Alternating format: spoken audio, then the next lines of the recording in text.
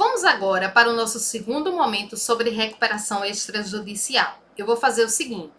Nesse momento aqui, eu vou me ater mais aspectos materiais. Depois, mais para frente, a gente entra no processo em si.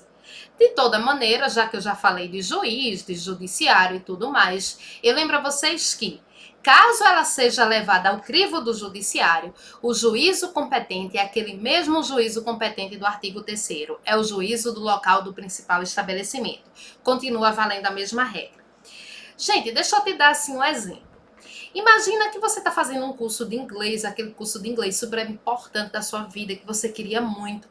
E aí você começa a fazer, mas no meio do caminho você fica desempregado, você fica numa situação financeira difícil. Mas vê só, você quer continuar, você não quer deixar o curso de inglês. Aí o curso de inglês te chama e faz um acordo com você, porque ele também não quer perder o aluno, né? Ele vai lá e faz um acordo com você. Veja. Independentemente disso ser levado ao crivo do judiciário, esse acordo não é plenamente vinculante entre vocês? É, tá? Vocês vão entender o que eu quero chegar. Tem requisitos específicos para o curso de inglês fazer esse acordo com você? Nenhum. Estamos tratando de direitos patrimoniais disponíveis. Isso daqui não é família, não é sucessões, não tem interesse de menor. Não, gente. Ó, dinheiro não é uma coisa fácil não da gente conseguir. Ou negocinho difícil, né? Fácil a gente gastar, de conseguir não é não.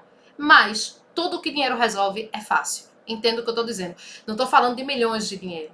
Estou dizendo que difícil é lidar com problemas de família, com problemas de sucessão, onde o dinheiro não resolve. Tá? Obviamente que às vezes eu estava participando até de uma campanha bastante interessante no Instagram de uma menininha, né, que a família dela está tentando arrecadar.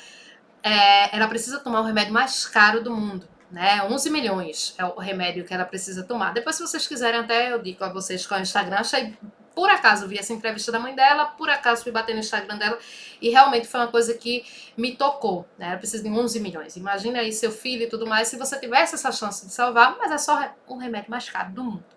E aí, nesse caso, o dinheiro realmente não resolve, né? Porque, ou até resolve, mas tem que ser assim uma fortuna que dificilmente uma pessoa mero mortal feita a gente vai conseguir ter. Mas o que eu quero dizer é, o direito empresarial, tudo se resolve com dinheiro.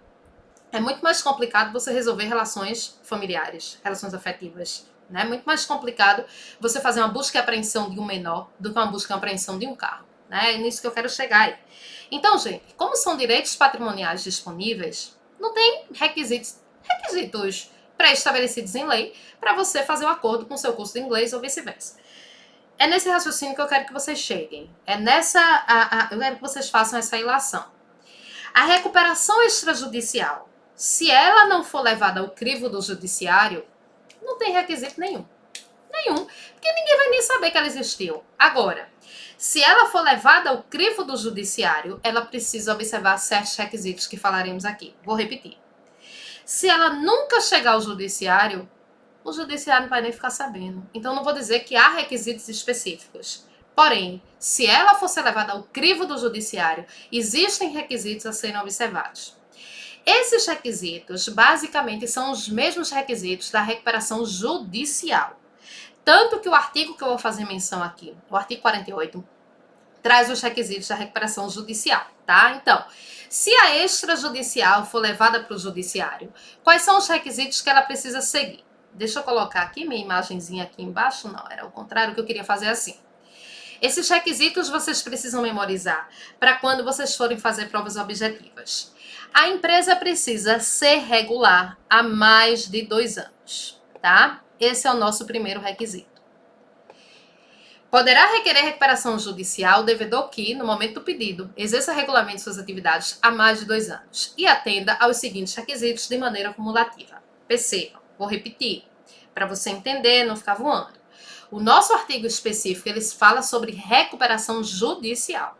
Mas esses, praticamente, são os mesmos requisitos da recuperação extrajudicial. Quando tiver a diferença, eu vou dizer. Mas, por enquanto, vamos falar dos requisitos comuns a ambas, tá? Quando estivermos lá em recuperação judicial, nem vamos repetir, porque já dissemos aqui. Ô, professora, o legislador assim acorda, olha para o céu e diz, vou estabelecer um prazo de 2 anos? É por acaso? Não. Gente, o Sebrae ele mostra que existe um prazo muito fatal para as empresas aqui no Brasil. Esse prazo normalmente são os 2 primeiros anos. E principalmente, passados esses 2 primeiros, os primeiros 5. Se depois disso ela realmente conseguir continuar, é porque ela tem muita chance de ficar assim por um tempo indeterminado. Então, ela precisa estar regular, registrada na junta há pelo menos 2 anos. Tá danado alguém bater na porta do judiciário, entrar com a petição, pedir recuperação sem estar registrado, né? O que era que acontecia na lei anterior? Para a empresa pedir concordata, ela também precisava estar regular, mas não tinha tempo de registro. Aí o tal do brasileiro, sabe aqueles memes que a gente vê no Instagram? Brasileiro devia ser estudado pela NASA, brasileiro dá nome em pingo d'água, então advogado brasileiro. O que era que os advogados faziam, gente? A empresa nunca na vida tinha se registrado, nunca tinha passado pela calçada da junta. Aí o advogado simplesmente mandava registrar a empresa hoje, pedia concordata amanhã. Pronto. Para acabar com essa farra, meu filho, você precisa estar e precisa ter a certidão de registro na junta, depois a gente vai chegar na parte dos documentos, de pelo menos 2 anos. Segundo requisito. O segundo requisito é o empresário não pode ter falido. Mas se ele até já faliu, que suas obrigações tenham sido extintas. Só que eu vou fazer o seguinte com vocês. Eu vou ficar devendo essa explicação para depois. Desse artigo 158, tá? Gente, mas deixa eu dar só uma explicação a grosso modo, depois a gente volta a falar disso no outro momento. O que é que acontece? Com a decretação da falência, o empresário vai ficar de castigo, certo? Ele não vai poder exercer atividade de empresa. Ele vai ficar impedido. A gente vê isso em Empresarial 1. Mas ele não vai ter uma penalidade perpétua. Concordam comigo? Não temos penalidades perpétuas em nosso ordenamento. Então ele fica impedido até que as obrigações dele sejam extintas. Como é que as obrigações são extintas? Depois eu ensino isso para você. Mas se você quiser olhar agora, é artigo 158, tá? Então, primeiro requisito, empresa regular mais de 2 anos. Segundo requisito, não ter falido a empresa anterior. Porque se você faliu a empresa anterior, você não é muito confiável. Mas tudo bem, se faliu, que as obrigações estejam extintas. Aí eu vou pular aqui para o inciso 4º. Não ter sido condenado ou não ter, como administrador ou sócio-controlador, pessoa condenada por crime desta lei, crime falimentar. Se eu, Renata, tive a empresa anterior, essa empresa faliu, e se eu tiver cometido crime falimentar, ou se nesse meio desse processo também, aqui, eu tiver cometido crime falimentar, gente, eu não tenho direito a pedir recuperação, certo? Vejam, prestem bem atenção que essa é uma das pegadinhas mais conhecidas em prova pela vida fora. Eu posso ter cometido o crime mais horrendo que seja, o crime mais reprovável do ponto de vista social. Isso não vai impedir que eu, enquanto empresária, possa pedir recuperação para minha empresa. Mas eu não posso ter cometido crimes desta lei. Essa parte de crimes falimentares é um assunto que dificilmente cai em prova. E assim, é um assunto que a gente costuma deixar de lado, porque mexe muito mais com penal e processo penal. E a gente te dá os conceitos de falência e recuperação. Aí você enquadra, juntamente com isso, o que aprende em penal e processo penal. Então, pode ter cometido qualquer crime, menos crime falimentar. E, gente, perceba, eu pulei 2 incisos. Esses 2 incisos aqui, eles falam do chamado prazo de carência, tá? Professora, por que são 2 incisos? Porque o inciso 2º é para as empresas em geral. O inciso 3º é para as pequenas empresas. Antigamente, até 2014, esse prazo do inciso 3º ele era diferente. Por isso que são 2 incisos, praticamente iguais, tá? Depois mudou esse prazo já em 2014. A empresa não pode estar utilizando de recuperação como meio de se manter, porque a gente vai ver que às vezes a recuperação ela pode ser levada para esse lado.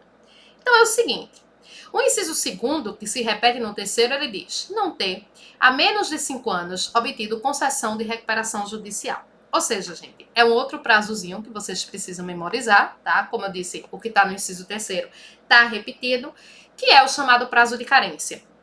A empresa, se ela pede recuperação judicial hoje, é deferido. Daqui a 2 anos ela pede de novo, daqui a 3 anos ela pede de novo, ela nunca se recuperou. Ela está se utilizando da recuperação como, digamos assim, um modo de vida. Então, o legislador estabelece um prazo de carência mínimo de 5 anos. Mas observem, por que eu pulei os incisos 2º e 3º? Porque eu disse a vocês que esses requisitos são os requisitos da recuperação judicial e seriam praticamente iguais ao da extrajudicial. Lembra que eu falei isso? Praticamente. Então, vem aqui comigo agora para a gente fazer bem direitinho. Esses requisitos que aqui estão são da judicial, tá? Agora eu vou tirar. A única diferença de requisito da judicial para extrajudicial é o prazo de carência. Porque nesse caso, o prazo de carência da extrajudicial é: o devedor não pode requerer homologação do plano de recuperação extrajudicial se estiver pendente pedido de recuperação judicial ou houver obtido recuperação judicial ou homologação de outro plano a prazo menor de 2 anos. Então, gente, voltando para cá. Tirando esses dois daqui, no mais, o caput do artigo 48, o inciso 1º, o inciso 4º e o artigo 161, parágrafo 3º, são os requisitos para que a empresa peça recuperação extrajudicial, para que ela bata na porta do judiciário. Já disse, mas vou reforçar. E isso só precisa acontecer se a empresa for bater na porta do judiciário. Se ela nunca levar o crivo do judiciário, ninguém vai nem saber que isso existiu. Então, esses são os requisitos da recuperação extrajudicial e também já da judicial, que quando chegarmos no tema, eu não vou voltar para repetir, porque eles já estão explicados. Daqui a pouco eu volto com mais recuperação extrajudicial.